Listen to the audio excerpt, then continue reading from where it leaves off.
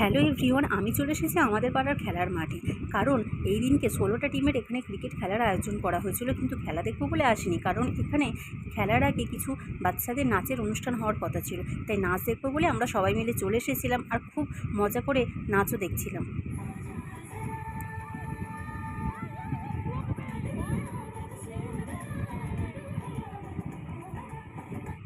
খেলা শুরুর আগে এখানে সবাই লাইন দিয়ে আমাদের জাতীয় সঙ্গীত গাইলো।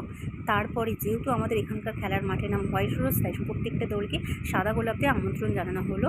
এরপর খেলা শুরু হলো।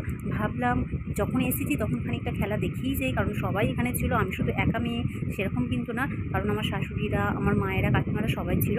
আর প্রতি বছরই এখানে খেলার আয়োজন করা হয়, কিন্তু আসা হয় না। এখানে শুধুমাত্র নাচের দৌলতেই এসেছিলাম খেলা দেখবো বলে। আর সত্যি কথা 6টায় এসেছি, কিন্তু রাত 12টা বেজে গেছে, তাও খেলা দেখার নেশা আর যায়নি। কী এবার বলবো, অবশেষে 12টা নাগাদ স্প্রাইট কিনে খেতে খেতে চলে গেলাম বাড়ি। চলো।